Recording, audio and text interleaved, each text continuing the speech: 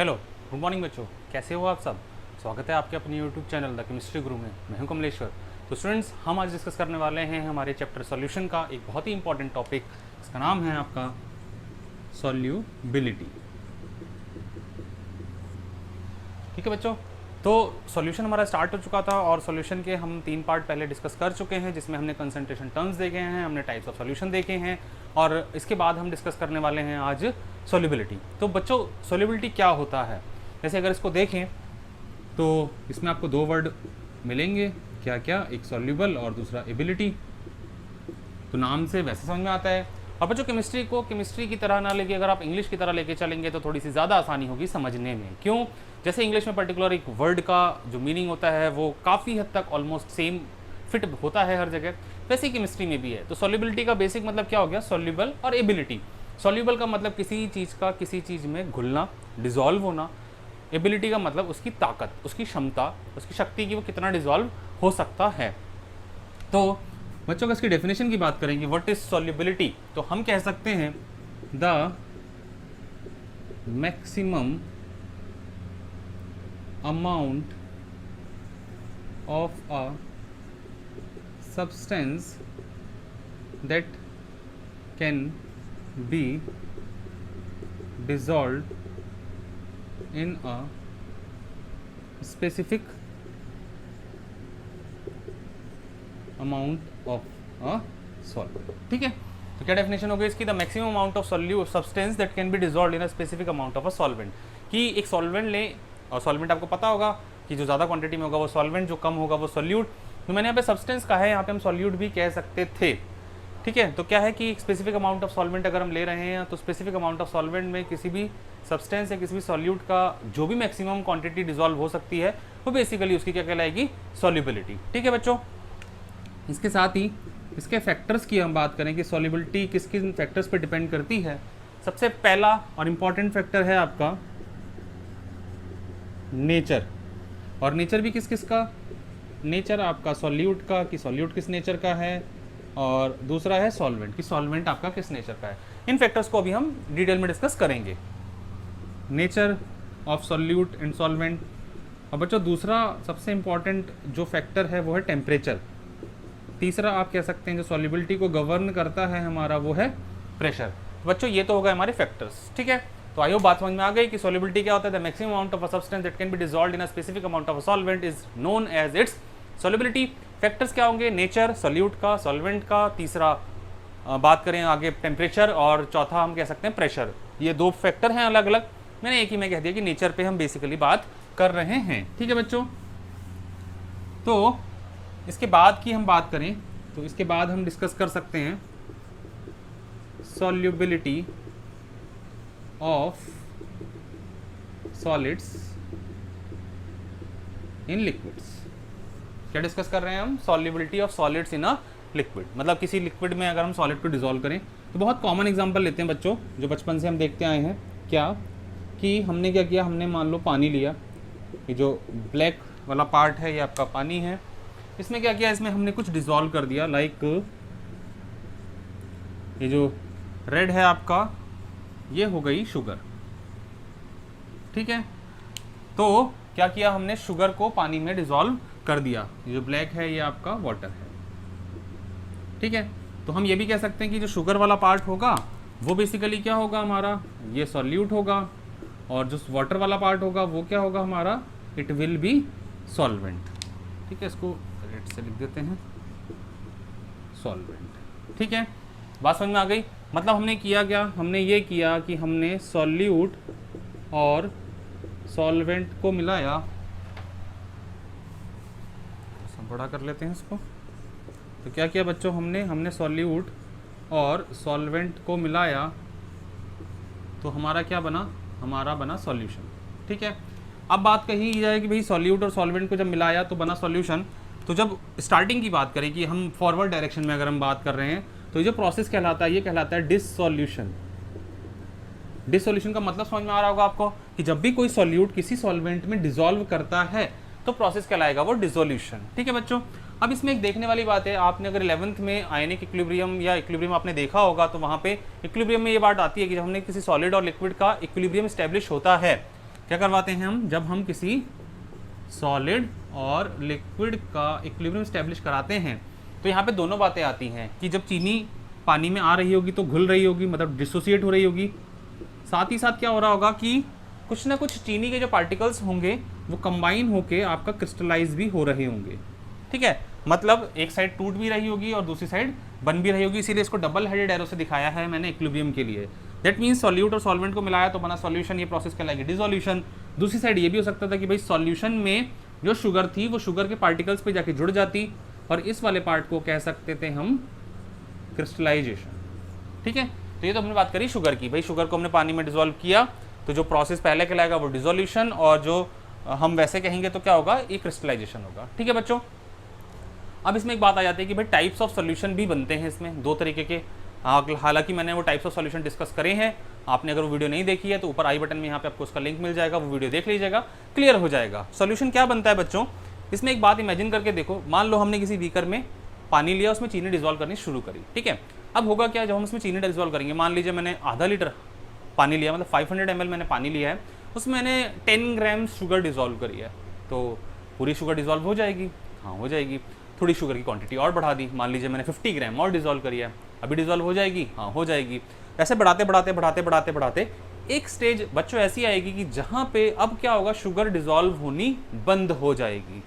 ठीक है, हालांकि होगा क्या कि मैक्रोस्कोपिक लेवल पे जब हम अपनी आंखों से देखेंगे तो लगेगा कि चीनी डिसॉल्व नहीं हो रही, बट माइक्रोस्कोपिक लेवल पे प्रोसेस वो चल रही होती है। वो इक्विलिब्रियम का बेसिक सा फंडा है कि डायनेमिक नेचर है उसका। ठीक है, लेकिन फिलहाल अगर हम सॉल्यूशन की बात करें तो वो स्टेज जहाँ पे हमें ऐसा लगे कि भाई अब चीनी डिसॉल्व होनी बंद हो गई है, उस टाइप के सॉल्यूशन को, वहां तक के सॉल्यूशन को हम कह सकते हैं कि जब चीनी डिसॉल्व होनी बंद हो जाएगी उसके बाद उस सॉल्यूशन को जो कहते हैं वो कहलाता है हमारा सैचुरेटेड सॉल्यूशन।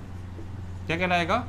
Saturated solution. तो सैचुरेटेड सॉल्यूशन क्या हो जाएगा, जिसमें no more solute at temperature and pressure, मतलब सेम टेम्परेचर और प्रेशर पे अगर हम किसी और सॉल्यूट को डिसॉल्व नहीं कर सकते हैं तो वो कहलाएगा आपका सैचुरेटेड सॉल्यूशन। लेकिन अभी हम बात कर रहे हैं जब वो घुलनी रुक गई है, जब तक वो घुल रही थी, तब तक उस सॉल्यूशन का नाम क्या होगा बच्चों? It will be unsaturated solution. तो अनसैचुरेटेड सॉल्यूशन क्या हो जाएगा? The solution in which more solute can be dissolve at the same temperature and pressure. At a temperature and pressure लिखा है, मतलब किसी एक पर्टिकुलर टेम्परेचर प्रेशर की बात कर रहे हैं, क्योंकि अगर हम टेम्परेचर को बदलेंगे तो क्या होगा, हमारी चीनी भी डिसॉल्व और ज़्यादा हो सकती थी। कि अभी हमने जब इस स्टेज पे सैचुरेटेड सॉल्यूशन को कह दिया था, मान लो उस भगोने को उठा के आप गैस पे रख दो और जब आप गैस को जलाओगे और उसको हीट दोगे तो क्या होगा, चीनी और डिसॉल्व होने लगेगी। ठीक है, तो यहाँ पे टेम्परेचर और प्रेशर क्या करना पड़ेगा, हमें कहीं ना कहीं फिक्स करना पड़ेगा। ठीक है बच्चों, बात समझ में आ गई? तो ये बन गए दो सॉल्यूशन हमारे, सैचुरेटेड और अनसैचुरेटेड सॉल्यूशन। ठीक है बच्चों, अब बात कर लेते हैं इसके फैक्टर्स पे कि भाई इसके फैक्टर्स क्या क्या होंगे। पहला बात कर लेते हैं नेचर का। तो बच्चों नेचर की अगर हम बात करें, अगर हम इसके नेचर की बात करें तो हमें पता है कि नेचर में भी मान लेते हैं, पहले हम सॉल्यूट ले लेते हैं। भाई क्या कर लेते हैं, पहले हम सॉल्यूट ले लेते हैं कि सॉल्यूट के नेचर पे वो कैसे डिपेंड करेगा। तो हमें पता है कि बच्चों सॉल्यूट का भी जो नेचर है जनरली वो दो होता है। क्या? या तो वो पोलर हो सकता है या फिर वो नॉन पोलर हो सकता है। ठीक है, और बच्चों सॉल्यूशन में आपको एक बात याद रखनी पड़ेगी हमेशा कि लाइक डिसॉल्व्स लाइक। अगर ये बात आपको याद रही तो ये यहाँ से लेके काफ़ी आगे चल के केमिस्ट्री में भी आपको हेल्प करेगा।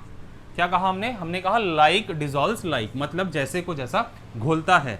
That means polar plus polar, मतलब पोलर आपका सॉल्यूट हो और पोलर आपका सॉल्वेंट हो तो आपका जो सॉल्यूशन है वो बन जाएगा। ठीक है, सिमिलरली नॉन पोलर सॉल्यूट हो और नॉन पोलर ही आपका क्या हो, सॉल्वेंट हो, तो भी क्या होगा, आपका सॉल्यूशन बन जाएगा। ठीक है, लेकिन अगर आप इसका उल्टा कर दो, मतलब आप कोशिश करो कि भाई मैं पोलर में नॉन पोलर को डिसॉल्व करने की कोशिश करूं, तो क्या सॉल्यूशन बनेगा? नहीं बनेगा।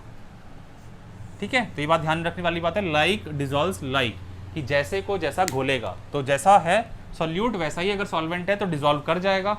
ठीक है, मतलब पोलर है तो पोलर में डिसॉल्व हो जाएगा, और अगर वो नॉन पोलर है तो क्या होगा, वो नॉन पोलर में डिसॉल्व हो जाएगा, लेकिन पोलर वाला पार्ट नॉन पोलर में डिसॉल्व नहीं होगा। ठीक है बच्चों, आई होप बात समझ में यहाँ तक आ गई होगी। तो ये हमारी बात हो गई solubility of solids in a liquid. ठीक है, सिंपल सी चीज़ थी। और इसमें ये तो हमने बात कर ली नेचर पे कि सॉल्यूट और सॉल्वेंट के नेचर पे, दोनों के नेचर पे हमने बात कर ली। ठीक है, तो अगला फैक्टर देखते हैं इसका। अगला फैक्टर क्या है बच्चों? टेम्परेचर।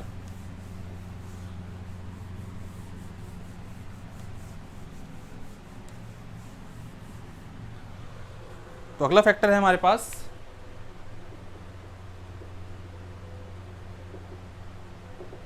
टेम्परेचर।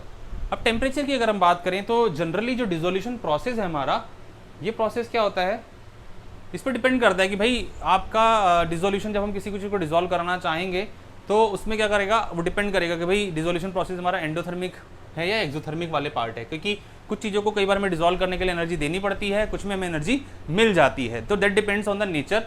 ठीक है, तो उस केस में हम टेम्परेचर की बात करें तो हम ये सिंपल ये कह सकते हैं कि if the dissolution process is endothermic. क्या कहें, अगर हम ये कहें कि जो हमारा डिसोल्यूशन प्रोसेस है वो हमारा क्या है, एंडोथर्मिक है। एंडोथर्मिक होने का मतलब क्या है कि भाई सॉल्यूट है, साथ में हमने सॉल्वेंट में मिलाया, तो ये बना हमारा सॉल्यूशन। यहाँ पे जो डेल्टा एच है वो क्या आएगा, पॉजिटिव। एंडोथर्मिक प्रोसेस के लिए डेल्टा एच क्या होता है आपका, पॉजिटिव। ठीक है बच्चों, तो अगर प्रोसेस हमारा एंडोथर्मिक है दैट मीन्स डेल्टा एच आपका पॉजिटिव है, तो उस केस में क्या करें, अगर हम टेम्परेचर को बढ़ाएंगे, इफ टेम्परेचर इज इंक्रीज्ड, तब क्या होगा। तो बच्चों जब हम यहाँ पे टेम्परेचर को बढ़ाएंगे, इफ टेम्परेचर इज इंक्रीज्ड, तो यहाँ पे क्या होगा, द सॉल्युबिलिटी ऑल्सो इंक्रीजेस। ठीक है, तो जब भी हम इसकी टेम्परेचर बढ़ाएंगे तो हमारी सॉल्युबिलिटी क्या होगी, यहाँ पे इंक्रीज कर जाएगी। ठीक है बच्चों, ये हो गया पहला पार्ट, जब हमारे पास रिएक्शन क्या थी आपकी, एंडोथर्मिक थी। ठीक है, दूसरी बात कर लेते हैं, इफ रिएक्शन इज या if dissolution is exothermic, if dissolution is endothermic, अगर हमारा जो डिसोल्यूशन प्रोसेस है वो आपका अगर एंडोथर्मिक है तो क्या कर सकते हैं हम, तो भाई डिसोल्यूशन अगर एंडोथर्मिक है और उसके बाद भी अगर हम टेम्परेचर को बढ़ा रहे हैं तो जो उसकी सॉल्युबिलिटी है वो क्या होगी बच्चों, कम हो जाएगी। The solubility decreases. ठीक है, बात समझ में आ गई। तो सिंपल सी बात है कि अगर प्रोसेस एंडोथर्मिक था, एंडोथर्मिक प्रोसेस में जो हमारे पास अगर हम टेम्परेचर को बढ़ाएंगे तो सॉल्युबिलिटी भी बढ़ जाएगी। अगर दूसरी तरफ बात करें कि भाई अगर आपके पास डिसोल्यूशन जो है वो एंडोथर्मिक है तो जो सॉल्युबिलिटी है वो क्या होगी, कम हो जाएगी। कब, जब हम टेम्परेचर को बढ़ाएंगे। ठीक है बच्चों, इसके बाद के फैक्टर की अगर हम बात करें प्रेशर की, तो प्रेशर में सिंपल सा याद रखिएगा, नो इफेक्ट। नो इफेक्ट, अब क्यों होता है no effect, because solids and liquids are highly incompressible. ठीक है, because solids and liquids are highly incompressible, this pressure has no effect on them. तो प्रेशर का कोई फर्क नहीं पड़ेगा क्योंकि हमारे पास जो सॉलिड्स और लिक्विड्स होती हैं वो बहुत ज़्यादा इनकम्प्रेसिबल होती हैं, इसलिए। ठीक है बच्चों, तो ये तो हमने बात कर ली हमारे टॉपिक की, किसकी, solubility of solids in liquids. चलिए इसके बाद अगले टॉपिक की बात करते हैं, जहां पे हम क्या करेंगे, गैसेस की बात करेंगे, सॉल्युबिलिटी की, किसमें, लिक्विड्स वाले केस पे।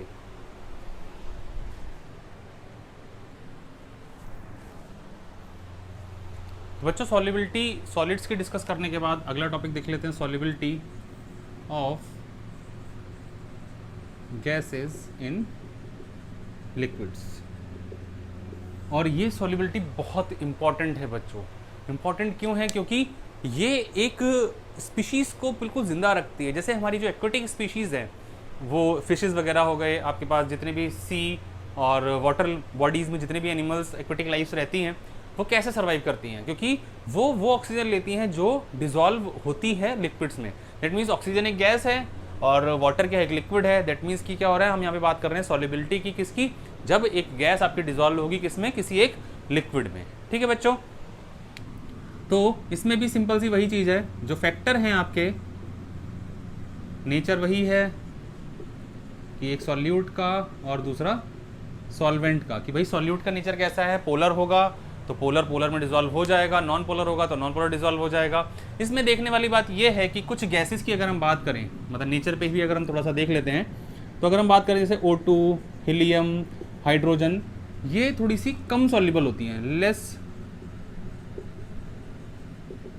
Soluble in H2O। ठीक है, तो ये क्या होती हैं, थोड़ी सी कम सॉल्युबल होती हैं पानी में, वेयरएज अगर हम बात करें SO2, HCl, ये क्या होता है, ये हाईली सॉल्युबल होती हैं, हाईली सॉल्युबल होती हैं। आप यहाँ पे सॉल्युबिलिटी पे इस तरीके से भी याद रख सकते हो कि भाई जो गैस केमिकली रिएक्ट कर जाए वाटर के साथ वो ज़्यादा सॉल्युबल होगी। क्या कहना है कि जो गैस आपकी हाईली रिएक्टिव हो वाटर के साथ वो ज़्यादा सॉल्युबल होगी, और जो कम रिएक्टिव होगी वो हमारी क्या होगी, कम सॉल्युबल होगी। सिंपल हम ऐसा भी समझ सकते हैं। ठीक है बच्चों, तो ये मैंने बात कर ली सॉल्यूट और सॉल्वेंट पे कि अलग अलग गैसेस के लिए अलग अलग चीज़ें हैं। बाकी तो सेम वही चीज़ है कि पोलर है तो पोलर में डिजॉल्व हो जाएगा, नॉन पोलर है तो नॉन पोलर में डिजॉल्व हो जाएगा। तो बच्चों नेचर के बाद हम देखते हैं इसका अगला फैक्टर जो कि है आपका टेम्परेचर।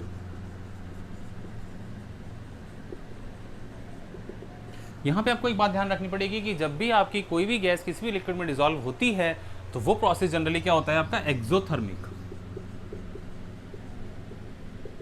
क्या होता है, एक्सोथर्मिक। मतलब आप जब भी किसी गैस को किसी भी लिक्विड में डिजॉल्व कराओगे और आपका जो सॉल्यूशन बनेगा तो यहाँ पे जो डेल्टा H मिलेगा वो क्या मिलेगा, हमेशा नेगेटिव। दैट मीन्स प्रोसेस क्या होगा, एक्सोथर्मिक होगा। ठीक है, और थोड़ी देर पहले भी मैंने देखा था अभी कि जब हम एक्सोथर्मिक प्रोसेस के लिए टेम्परेचर को बढ़ाएंगे तो सॉल्युबिलिटी क्या हो रही थी, कम हो रही थी। तो यहाँ पे भी सेम वही चीज़ है कि अगर इस कंडीशन में हम टेम्परेचर को बढ़ाते हैं तो हम ये कह सकते हैं कि solubility of the gas decreases. ये बहुत इंपॉर्टेंट कंसेप्ट है। क्या है बच्चों, ये बहुत इंपॉर्टेंट कंसेप्ट है। क्यों, क्योंकि इस पे बेस्ड आपके कई बार बोर्ड में एक क्वेश्चन भी वैसे भी आता है। ठीक है, क्वेश्चन क्या होता है, क्वेश्चन ये होता है कि why aquatic species feel more comfortable in cold water as compare to hot water. ठीक है, क्वेश्चन समझ में आ रहा होगा कि भाई ठंडे पानी में मछलियाँ या बाकी जो एक्वेटिक स्पीशीज है वो ज़्यादा कंफर्टेबल रहता है, और गर्मियों में क्या होता है वो अनकंफर्टेबल रहते हैं, गर्म पानी में अनकंफर्टेबल होता है। इसलिए ज़्यादा मछलियाँ जो है वो गर्मियों में मरती हैं एज कम्पेयर टू ठंडियों से। क्यों, क्योंकि होता क्या है कि जैसे कि मान लेते हैं हमारे पास जो यहाँ पे हम बात कर रहे हैं O2 की, तो O2 को जब हम H2O में डिज़ोल्व करेंगे तो कहीं ना कहीं से ये सॉल्यूशन बनेगा, इसमें O2 की कंसनट्रेशन ज़्यादा होगी अभी क्योंकि हम टेम्परेचर को नहीं बढ़ा रहे हैं। लेकिन इसी रिएक्शन में अगर मैं टेम्परेचर को बढ़ा दूँ तो O2 की जो कंसनट्रेशन होगी वो क्या होगी, कम हो जाएगी। ठीक है, मतलब मान लेते हैं कि भाई पहले इतनी ऑक्सीजन मान लो कोई 10 ml कह देते हैं, या जो भी इसका मास ले लें 10 ग्राम कह लें, या 10 ग्राम ले लेते हैं। तो 10 ग्राम ऑक्सीजन को अगर हम बात करें कि भाई पहले 10 मछलियाँ ले रही थी, ठीक है, अब अगर इसकी सॉल्यूशन अगर इसकी क्वांटिटी कम हो गई, मान लो 10 से 80 हो गया, तो क्या होगा, फिश तो उतनी की उतनी ही है, तो 8 ग्राम फिर क्या होगा, 10 फिश लेंगे तो कहीं ना कहीं क्या होगा, 1 से 2 मछली इसमें मर सकती हैं, और जो कि होता है। ठीक है, तो बात समझ में आ रही है कि जब भी एक्वेटिक स्पीसीज़ की हम बात करेंगे तो एक्वेटिक स्पीसीज़ में क्या होगा, जैसे ही हम टेम्परेचर को बढ़ाएंगे वैसे ही जो हमारे पास ऑक्सीजन डिजॉल्व होगी वो क्या होगा, उसकी क्वांटिटी कुछ कम हो जाएगी। ठीक है बच्चों, उसके बाद इस पे बेसिक इक्वेशन है हमारे पास d/dt of ln(s) delta S/s और t का स्क्वायर। s जो है वो सॉल्युबिलिटी है, और इस इक्वेशन को कहते हैं हम लोग क्लॉसियस-क्लैपेरॉन इक्वेशन। ये क्वांटिटेटिव रिलेशन देती है आपको सॉल्युबिलिटी के हिसाब से। ठीक है, क्वांटिटेटिवली अगर आपको देखना हो तो हम क्लॉसियस-क्लैपेरॉन इक्वेशन से देख सकते हैं। बहुत इंपॉर्टेंट क्वेश्चन है, 2016 के नीट में डायरेक्टली एक क्वेश्चन आया था इस पे बेस्ड। हालांकि एनसीईआरटी में नहीं है थोड़ा सा आपके ये, लेकिन ये इंपॉर्टेंट पार्ट है। ठीक है, तो ये तो हमने एक टेम्परेचर की बात करी। फॉर 2 टेम्परेचर्स पे अगर हम इस इक्वेशन को देखेंगे तो क्या हो जाएगा, इसका रिलेशन d या ln(s2/s1) यहाँ पे आ जाएगा आपका delta H/r 1/T1 minus 1/T2। ठीक है बच्चों, तो ये आ जाएगी आपकी क्या, क्लॉसियस-क्लैपेरॉन इक्वेशन, जो कि बताएगी आपका क्या, सॉल्युबिलिटी ऑफ, एक सेकंड इसको चेंज कर लीजिएगा, ये S1/S2 होगा। ठीक है, क्या इक्वेशन हो जाएगी, ln(s1/s2) delta H/r 1/T1 minus 1/T2। ये 2 टेम्परेचर पे हम इस इक्वेशन को देख सकते हैं। ठीक है बच्चों, तो इस फैक्टर के बाद अगले फैक्टर की तरफ बढ़ते हैं, जो कि क्या है हमारा, पहला क्या था, नेचर, दूसरा भी नेचर, पहला सॉल्यूट का दूसरा सॉल्वेंट का, या फिर हम दोनों नेचर को एक साथ बात करें तो दूसरा हमारा हो जाएगा टेम्परेचर, और तीसरा फैक्टर क्या हो जाएगा, सबसे इंपॉर्टेंट, प्रेशर। तीसरा फैक्टर क्या हो जाएगा बच्चों, प्रेशर। प्रेशर पे बेस्ड हम सिंपल सी बात करें तो यहाँ पे एक लॉ मिलेगा आपको जो कि है आपका हेनरीज लॉ। ठीक है, प्रेशर की अगर हम बात करें, भाई प्रेशर का कैसे फर्क पड़ेगा कि प्रेशर को कम करेंगे ज़्यादा करेंगे तो कैसे सॉल्युबिलिटी का फर्क होगा। इसके लिए मैं आपको एक प्रैक्टिकल एग्जांपल दिखाता हूँ। जैसे मान लेते हैं कि मैं पहले से एक कोल्ड ड्रिंक की बोतल मैंने लाके रखी है, ठीक है। तो हालांकि ये वाला जो कंसेप्ट है बेसिकली आपका 11th केमिस्ट्री वाले पार्ट में इक्विलिब्रियम जो हम पढ़ते हैं वहाँ पे आता है कि फिजीनेस ऑफ जो एक बॉटल है कि बॉटल में फिजीनेस क्यों आती है। ठीक है, सबको पता है कि इसके अंदर जो हमें जो एक टेस्ट मिलता है वो टेस्ट किसकी वजह से मिलता है, किसकी वजह से मिलता है, इसके अंदर डिजॉल्व्ड CO2 की वजह से। ठीक है, डिजॉल्व्ड CO2 की वजह से। और ये वाले जो कार्बोनेटेड बेवरेजेस कहलाते हैं, मतलब कार्बन डाइऑक्साइड क्या होती है इसमें, डिजॉल्व होती है इसलिए। तो जो क्वेश्चन है इसमें वो ये है कि भाई जो फिजीनेस है वो आती कहाँ से है। ठीक है, हमें पता है कि भाई अंदर जो बॉटल के प्रेशर है वो क्या है, ज़्यादा है, एटमॉस्फेरिक प्रेशर क्या है, कम है। और ऐसा क्यों किया गया, ऐसा क्यों किया गया, ताकि हम क्या करें, इस गैस को और ज़्यादा इसमें सॉल्युबल कर पाते। ठीक है, दैट मीन्स कि अगर हम प्रेशर को बढ़ाएंगे तो हमारी जो सॉल्युबिलिटी है वो भी क्या होगी बच्चों, बढ़ जाएगी। ठीक है, अगर हम प्रेशर को बढ़ाएंगे तो हमारी सॉल्युबिलिटी भी क्या होगी, बढ़ जाएगी। ठीक है, लेकिन अब बात करें दूसरी तरफ कि भाई अगर जब मैं इस बॉटल को खोलूंगा तो क्या होगा, अंदर जो प्रेशर था वो क्या होगा। देखिए इसको खोलते हैं तो ये फिस जो आवाज आई क्यों आई, क्योंकि बॉटल के अंदर का प्रेशर क्या हुआ, तो ये जो प्रेशर था ये प्रेशर रिलीज हुआ। और प्रेशर हमेशा कहाँ से कहाँ फ्लो करता है कि हमेशा हाई टू लो, तो अंदर हाई प्रेशर था, बाहर लो प्रेशर था, जो गैस थी वो अंदर से बाहर की तरफ निकली। और इसमें याद रखिएगा कि जितनी ज़्यादा चिल्ड आपकी बॉटल होगी, कई बार आपको फिजीनेस थोड़ी सी उतनी ज़्यादा मिल सकती है। आप गर्म कर दीजिए थोड़ी सी फिजीनेस मिलेगी, ठंडी रखिए थोड़ी सी ज़्यादा फिजीनेस मिलेगी। ठीक है, तो बात समझ में आ गई। ये फिजीनेस क्यों आई, क्योंकि जो गैस थी उसका प्रेशर अंदर ज़्यादा था और जो बाहर प्रेशर था वो क्या था, कम था। तो इसीलिए जो गैस थी वो अंदर से बाहर की तरफ स्केप करेगी फिर साउंड करते हुए। ठीक है, तो प्रेशर को अगर हम बढ़ाएंगे तो सॉल्युबिलिटी बढ़ जाएगी, और अगर हम प्रेशर को कम करेंगे तो जो हमारी सॉल्युबिलिटी है वो भी क्या होगी, कम हो जाएगी। सिंपल सा, ये हमारा एप्लीकेशन वाला पार्ट था जो हमने देख रखा है। मतलब ये मैंने प्रैक्टिकली जोड़ा है आपको इस बॉटल को दिखाते हुए, क्योंकि ये बॉटल हमने बचपन से कोल्ड ड्रिंक पी है तो सबने देखा होगा, तो इसीलिए मैंने इसके साथ इसको रिलेट कराया है। ठीक है बच्चों, चलिए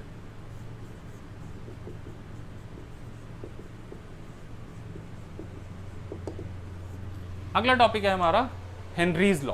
क्या टॉपिक है, हेनरीज लॉ। तो क्या कहता है Henry's law, Henry's law simple ये होता है, इसको देखने से पहले थोड़ा सा इसका एक एप्लीकेशन, या फिर एप्लीकेशन तो नहीं, एप्लीकेशन तो बाद में डिस्कस करेंगे। इसमें बेसिकली ऐसा है कि आपके एनसीईआरटी में देखोगे तो आपको दो डायग्राम दिखाई देंगे। होता क्या है नॉर्मली कि यहाँ पे हमने क्या किया, एक सॉल्यूशन लिया, ठीक है, और इसके ऊपर क्या हुआ, कोई गैस हमने पैक कर दी सिंपल, और यहाँ पे हमने कोई वेट रख दिया W1। ठीक, इसी चीज़ में और कोशिश करते हैं कि इसको यहाँ पे रेड वाले दिखाते हैं। रेड वाले आपके डिजॉल्व वाले पार्ट हैं, ठीक है, और जो ब्लैक है वो ऊपर गैस है। अब मान लो हमने क्या किया, हम ये करते हैं कि भाई इसमें से वेट को बढ़ा देते हैं। क्या किया हमने, वेट को बढ़ा दिया। अब वेट को बढ़ाने से होगा क्या, ये W1 W2 W3, जब यहाँ पे हम इसको वेट को बढ़ाएंगे तो क्या होगा, कहीं ना कहीं इस वाली चीज़ में यहाँ पे जो प्रेशर होगा वो बढ़ जाएगा। एक वैसा भी समझ सकते हो कि गुब्बारा लो, गुब्बारे को जब आप दबा दो तो अंदर क्या होगा, मॉलिक्यूल्स और पास पास आएंगे तो प्रेशर क्या होगा, बढ़ जाएगा। तो सिंपली ये मॉलिक्यूल्स और क्लोज हो जाएंगे, ठीक है, तो इस तरीके से क्या होगा, यहाँ पे प्रेशर बढ़ जाएगा।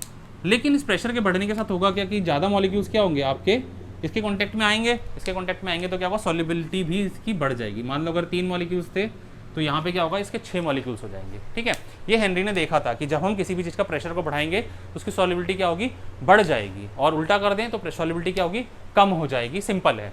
और जब भी हम गैस की सॉल्युबिलिटी की बात करेंगे तो वहाँ पर जो कंसनट्रेशन है उसको एक्सप्रेस करते हैं, either we express it in molarity और we express in mole fraction.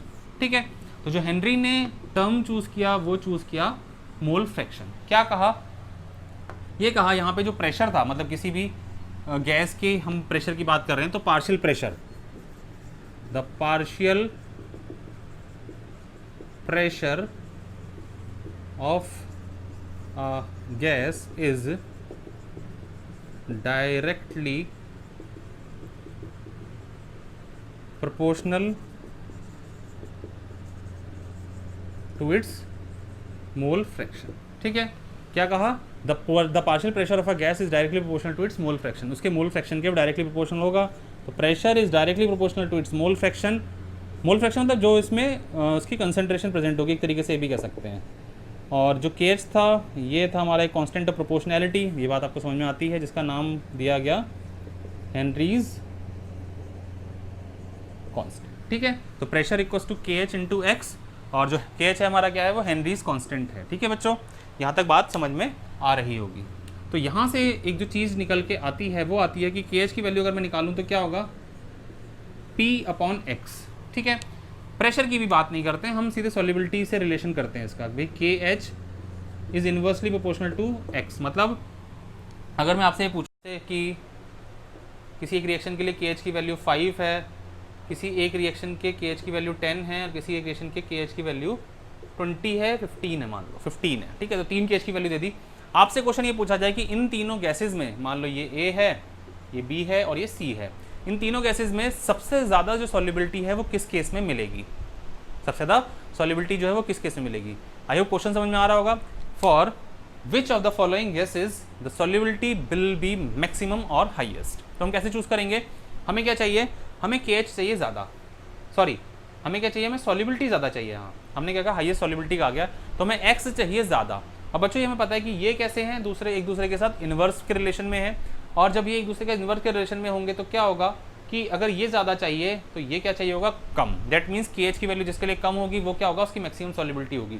तो सबसे कम के एच की वैल्यू किसकी मिल रही है हमें, 5 वाले के लिए, तो ए की जो सॉल्युबिलिटी है वो ज़्यादा होगी, ए की जो सॉल्युबिलिटी है वो क्या होगी, हमारी मैक्सिमम हो जाएगी। ठीक है, कई बार कंपटीशंस में छोटे छोटे क्वेश्चन इस तरीके के आ जाते हैं।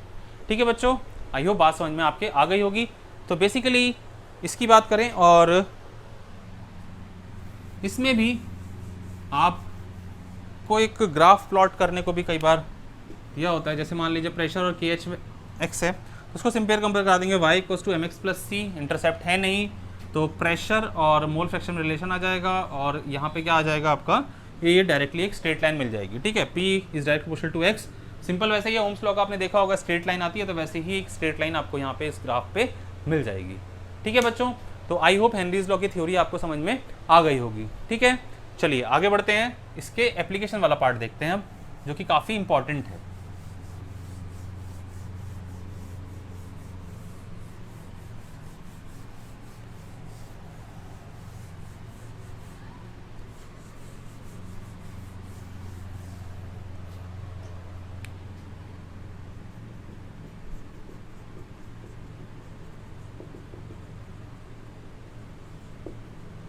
नेक्स्ट टॉपिक है हमारा एप्लीकेशंस ऑफ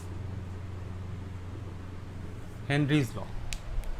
ठीक है बच्चों, तो उसको देखते हैं।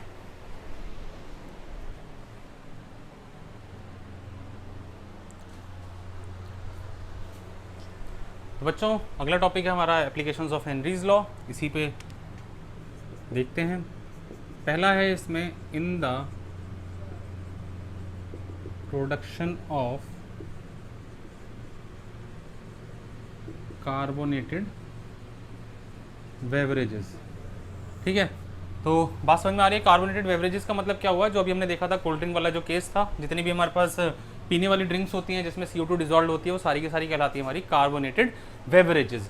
तो कैसे इस्तेमाल ये होता है इसका एप्लीकेशन का, हमें पता है कि अगर हमें if pressure is increased then solubility also increases, तो हम क्या कर सकते हैं, जितना ज़्यादा फिजीनेस हमें चाहिए होगी उतनी ज़्यादा हम क्या करेंगे, गैस को डिजॉल्व करेंगे, और उतनी ज़्यादा गैस को डिजॉल्व करने के लिए करना पड़ेगा, हमें प्रेशर को भी बढ़ाना पड़ेगा। दैट मीन्स हम प्रेशर बढ़ाएंगे तो गैस की जो सॉल्युबिलिटी है उसमें बढ़ जाएगी।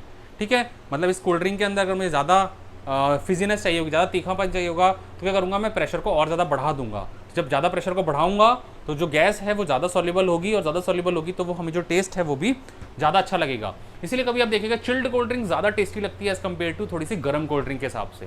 ठीक है, इसमें फैक्टर में भी आप ऐसे देख सकते थे क्योंकि क्या हुआ, जब टेम्परेचर बढ़ गया तो सॉल्युबिलिटी कम हुई, सॉल्युबिलिटी कम हुई तो क्या होगा बच्चों, जो गैस यहाँ पे भी डिजॉल्व थी वो क्या होगा, ऊपर की तरफ आ जाएगी। जब इस ढक्कन को खोलेंगे तो सारी की सारी गैस बाहर निकल जाएगी, और जब इस पानी को पियेंगे तो जस्ट एक मीठा मीठा एक शरबत जैसा लगेगा, लेकिन जो फिजीनेस है वो आप जो तीखापन था वो नहीं मिलेगा।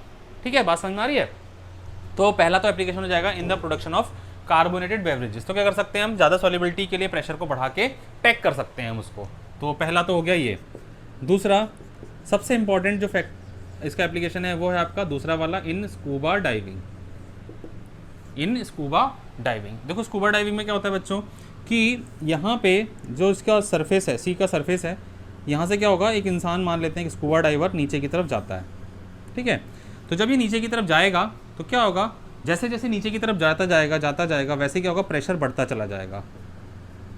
ठीक है, प्रेशर क्या होगा, बढ़ता चला जाएगा। और अभी हमने हेनरीज लॉ से देखा कि भाई जैसे जैसे प्रेशर बढ़ता जाएगा वैसे वैसे एक्स भी तो बढ़ता जाएगा, मतलब सॉल्युबिलिटी भी बढ़ती चली जाएगी।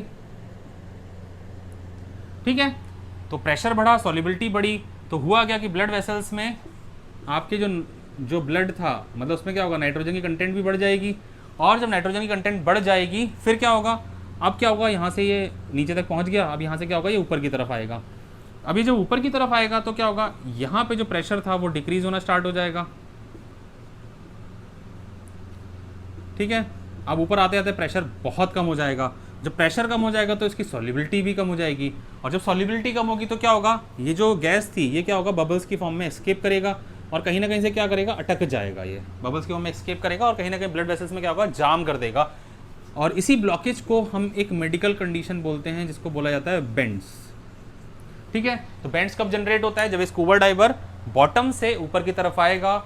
और क्यों जनरेट होता है, क्योंकि प्रेशर डिक्रीज होगा। प्रेशर डिक्रीज होने से होगा क्या, उसकी सॉल्युबिलिटी कम हो जाएगी, और सॉल्युबिलिटी कम होने की वजह से क्या होगा, गैसेस बाहर एस्केप करेंगी। जब एस्केप करेंगी तो बबल्स की फॉर्म करेंगी, और वहीं पे क्या होगा, एक मेडिकल कंडीशन आती है बेंड्स, जो कि ब्लड वेसल्स को जाम कर सकती हैं, जो कि इंसान का मौत का कारण भी बन सकती हैं। ठीक है, अब इससे बचने के लिए हुआ क्या, इससे बचने के लिए स्कूबा डाइवर्स को जो सिलेंडर्स थे इसमें क्या हुआ, इसकी कंपोजिशन को चेंज किया गया। और कंपोजिशन में क्या मिलाया गया, 11.7% मिलाई गई आपकी हीलियम, 56.2% मिलाई गई आपकी नाइट्रोजन, और इसके साथ मिलाया गया आपका 32.1% ऑक्सीजन। ठीक है बच्चों, ये कंपोजिशन याद कर लेना, कंपोजिशन बहुत ज़रूरी है। कई बार बोर्ड में आपके एज इट इज़ क्वेश्चन इसका आ जाता है कि स्कूबा डाइवर में बेंड्स को बचाने के लिए, अब बचाया कैसे जा सकता है, बचाया इन सिलेंडर्स में इस कंपोजिशन के हिसाब से जा सकता है कि भाई अगर आपके सिलेंडर में कंपोजिशन नहीं है तो बेंड्स की प्रॉब्लम हो सकती है, और ये कंपोजिशन है तो प्रॉब्लम नहीं होगी। ठीक है बच्चों, आई होप बेंड्स वाला टॉपिक समझ में आ गया होगा। बहुत ही इंपॉर्टेंट कंडीशन है और बहुत ही इंपॉर्टेंट कंसेप्ट है आपका ये स्कूबा डाइविंग वाला, इसको इंपॉर्टेंट मार्क करिएगा। ठीक है, चलो आगे देखते हैं। 2 एग्जाम्पल हो गए, तीसरा एग्जाम्पल क्या हो सकता है, तीसरा एग्जाम्पल हो सकता है at high altitude. At high altitude पे भी आपको इसका एग्जाम्पल देखने को मिलता है। कैसे, हाई एल्टीट्यूड पे क्या होता है बच्चों कि जैसे जैसे हमारा एल्टीट्यूड बढ़ता चला जाएगा वैसे वैसे क्या होगा, प्रेशर भी बढ़ता चला, प्रेशर कम होता चलाएगा, सॉरी। तो जैसे जैसे एल्टीट्यूड बढ़ता जाएगा वैसे वैसे क्या होगा, प्रेशर कम होता चला जाएगा। और प्रेशर अगर कम होगा तो हमें पता है कि हमारे माइंड में या हमारे ब्लड में जो आपकी डिजॉल्व्ड ऑक्सीजन होती है, प्रेशर के रिलेट है वो कि भाई अभी एटमॉस्फेरिक लेवल पे हो आप तो प्रेशर ठीक ठाक है, ऑक्सीजन की जो क्वांटिटी है वो भी ठीक ठाक होगी। लेकिन जैसे जैसे हम ऊपर की तरफ बढ़ेंगे वैसे वैसे क्या होगा, प्रेशर कम होगा। और अगर प्रेशर कम होगा तो हेनरीज लॉ के हिसाब से हम कह सकते हैं कि भाई उसकी सॉल्युबिलिटी भी कम हो जाएगी। सॉल्युबिलिटी कम हो जाएगी तो क्या होगा, हमारे माइंड को, ब्रेन को, जो भी या सेल्स को जो भी डिजायर्ड क्वांटिटी ऑफ ऑक्सीजन चाहिए होगी वो नहीं मिल पाएगी due to decrease in pressure. ठीक है, तो उसकी वजह से क्या होगा, यहाँ पे भी एक मेडिकल कंडीशन जनरेट होती है जिसको बोलते हैं हम लोग एनॉक्सिया। एनॉक्सिया क्या होता है, अनेबल टू थिंक। एनॉक्सिया क्या होता है, अनेबल टू थिंक। ठीक है, तो ये हाई एल्टीट्यूड्स पे प्रॉब्लम होती है हमारी। ठीक है, इसके अलावा एक और इसका एप्लीकेशन है कि भाई हाई एल्टीट्यूड पे प्रेशर कम हो जाता है। प्रेशर कम होने के लिए क्या करते हैं, जनरली जो भी चीज़ों को बॉईल किया जाता है वो प्रेशर कुकर्स में बॉईल किया जाता है, नॉर्मली भगोने में बॉईल नहीं करते। ठीक है, क्यों, क्योंकि जनरली प्रेशर कम है, एटमॉस्फेरिक प्रेशर कम है। और बॉइलिंग होता क्या है, या बॉइलिंग कब स्टार्ट होती है आपकी, बॉइलिंग कब स्टार्ट होती है, जब आपका एटमॉस्फेरिक प्रेशर के बराबर ये जो चीज़ हम बॉयल कर रहे थे, जैसे मान लो तो भगोने में हम कुछ बॉयल कर रहे हैं हीट देके, तो यहाँ पे क्या होगा, प्रेशर बढ़ना स्टार्ट हो जाएगा। तो जब ये प्रेशर एटमॉस्फेरिक प्रेशर के बराबर होगा तब ये चीज़ बॉयल होनी शुरू हो जाएगी। ठीक है, नॉर्मली यहाँ पे हमारे सी लेवल पे जो एटमॉस्फेरिक प्रेशर रहता है वो 1 atm का होता है, तो यहाँ पे प्रेशर जब 1 atm होगा तो ये बॉयल होना शुरू हो जाएगा। लेकिन यहाँ क्या होता है, माउंटेन्स पे प्रेशर कम हो गया, प्रेशर कम हो गया तो ये भी क्या होगा, कम प्रेशर पे ही बॉयल होना शुरू कर जाएगा।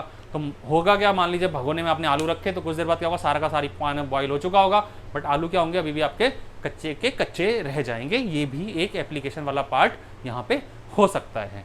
ठीक है बच्चों, तो ये हो गए हमारे एप्लीकेशन किसके, हेनरीज लॉ के।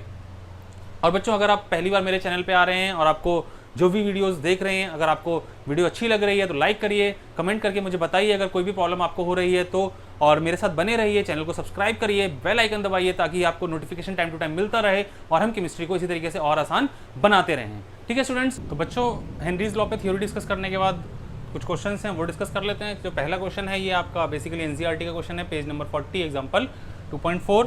सेकंड क्वेश्चन एक एक्स्ट्रा क्वेश्चन मैंने दिया है ताकि आपको थोड़ी सी प्रैक्टिस और हो जाए। ठीक है, तो चलिए सॉल्यूशन डिस्कस करते हैं। पहले वाले का क्या क्या रखा है, if N2 gas is bubbled through water at 298 kelvin, how many millimoles of N2, मतलब आपको नाइट्रोजन के मोल्स निकालने हैं, या मोल्स भी नहीं मिलीमोल्स निकालने हैं। पहले मोल्स निकालेंगे उसको फिर मिलीमोल्स में हम कन्वर्ट कर लेंगे। That would dissolve in 1 litre of water. ठीक है, तो वाटर का वॉल्यूम दे रखा है 1 लीटर, मतलब हम कह सकते हैं 1 लीटर या फिर 1000 ml ऑफ वाटर। ठीक हो गया। Assume that N2 exert a partial pressure of 0.987 बार, तो प्रेशर दे रखा है N2 का 0.987 बार। ठीक है, हेनरीज लॉ कांस्टेंट दे रखा है KH कितना, ये दे रखा है 76.8 किलो बार। ठीक है, पहली बात तो ये बार है तो ये किलो बार है, इसको भी बार में कन्वर्ट कर लीजिए, तो किलो कितना होता है 10⁻³ बार हो जाएगा। ठीक है बच्चों, हेनरीज लॉ अभी जो हमने देखा था, क्या देखा था, pressure is direct pressure equals to KH into x, तो pressure of N2 x of N2, तो हमें निकालना क्या है, हमें मोल्स निकालने हैं, तो पहले एक्स N2 निकाल लेते हैं। तो यहाँ से जो एक्स N2 आएगा वो कैसे आएगा, pressure of N2 divide by KH। ठीक है बच्चों, इसकी वैल्यू रख लेते हैं, यहाँ से निकाल रहे हैं हम एक्स N2, पी N2 की वैल्यू क्या है 0.987 डिवाइड बाई KH, KH की वैल्यू कितनी है 76.8 इंटू 10⁻3। ठीक है, तो इसको ऊपर भेज दीजिए, हो जाएगा 10⁻³ और इसको सॉल्व कर लीजिए, तो यह आ जाएगा आपका 12.9। ठीक है, और इसको पूरा सॉल्व करेंगे तो कितना हो जाएगा 1.29 इंटू 10⁻⁴। ठीक है बच्चों, -4 नहीं, एक मिनट,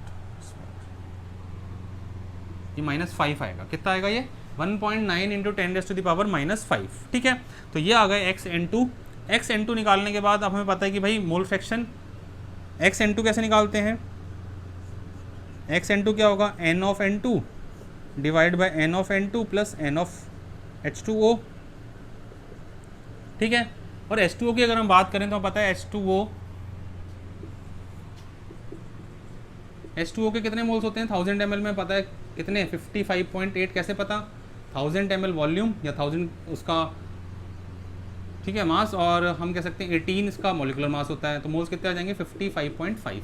ठीक है, तो सिंपल यहाँ पे इसकी वैल्यू रख लेते हैं, N2 एक्स N2 आ गया कितना 1.29 इंटू 10⁻⁻5, N निकालना है और डिवाइड बाई N और NH2 कितना 55.5। ठीक है बच्चों, इसको हम सॉल्व कर सकते हैं, तो यहाँ से जो N2 निकल के आ जाएगा वो आ जाएगा आपका कितना,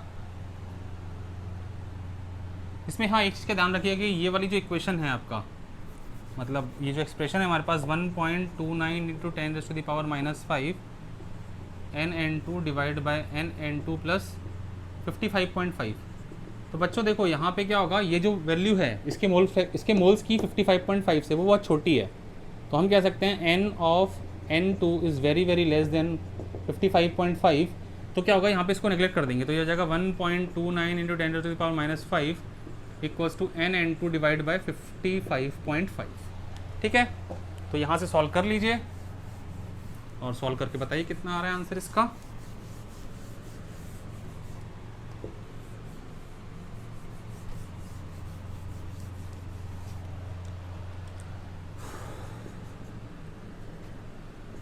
तो एन एन टू निकालने के लिए कितना हो जाएगा 55.5 इंटू 1.29 इंटू 10⁻⁻5 और इसको सॉल्व करेंगे तो कितना आ जाएगा ये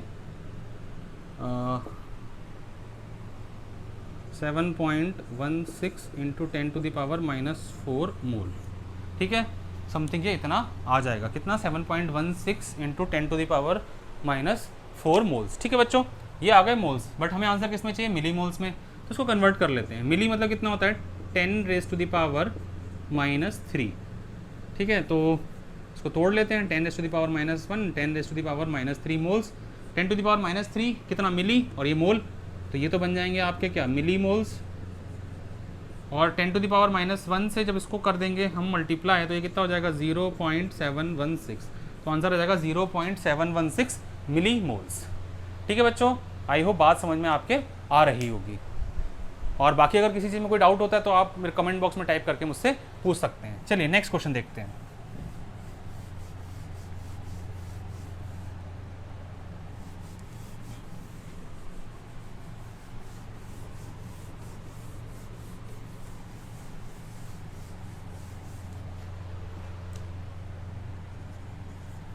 नेक्स्ट क्वेश्चन में क्या दे रखा है, the Henry's law constant for oxygen dissolved in water is इतना। तो हेनरीज लॉ कांस्टेंट दे रखा है KH 4.34 इंटू 10⁴। ठीक है, ATM at 25 degree Celsius. Temperature का ऐसा कोई रोल नहीं है, अभी सेम टेम्परेचर पे निकालना है, इसलिए ये partial pressure of oxygen in इतना। तो प्रेशर दे रखा है कितना 0.2 ATM। ठीक है, under atmospheric condition calculate is concentration. Concentration निकालना है हमें, और कंसंट्रेशन भी किसने निकालना है, moles per litre. That means we have to calculate molarity. ठीक है, अब मोलैरिटी कैसे निकालेंगे, पहले तो हेनरीज लॉ कांस्टेंट से हमें एक्स निकालना पड़ेगा, उसकी हेल्प से फिर हम बाद में मोलैरिटी निकालते हैं। तो बच्चों क्या रिलेशन है, P = KH इंटू एक्स। तो यहाँ से निकाल लेते हैं किसका है O2। ठीक है, P of O2 X of O2। तो यहाँ से निकाल लेते हैं X ऑफ O2 कितना हो जाएगा, P of O2 divide by KH। P of O2 है हमारे पास 0.2 और KH की वैल्यू कितनी है 4.34 इंटू 10⁴। तो यहाँ से सॉल्व करके X ऑफ O2 निकाल लीजिए। सॉल्व करिए बच्चों, कितना आ रहा है ये, इसको सॉल्व कर लेंगे तो कितना हो जाएगा 4.6 इंटू 10⁻⁻4 हो जाएगा। ठीक है, तो इतना आपका क्या आ जाएगा, मोल फ्रैक्शन आ जाएगा। ठीक है, फिर वही वाली बात है कि मोल फ्रैक्शन अब है किसमें, डिजॉल्व्ड वाटर में। तो वाटर में डिजॉल्व्ड है, तो सिंपल सी बात है कि भाई XO2 को क्या लिख सकते हैं हम लोग, NO2 divide bye NO2 plus NH2O। फिर हमें पता है कि NH2O जो मोल्स आएंगे वाटर के कितने होते हैं वो 55.5। तो यहाँ से कह सकते हैं NO2 is very very less than 55.5, hence it can be neglected. तो यहाँ से सिंपल निकाल लेते हैं। XO2 की वैल्यू कितनी है 4.6 into 10⁻⁻4 equals to NO2 divide by 55.5। तो यहाँ से NO2 आ जाएगा 4.6 इंटू 10⁻⁻4 इंटू 55.5। और बच्चों मल्टीप्लाई कर लो, आपका फाइनल आंसर आ जाएगा। कितना आ रहा है,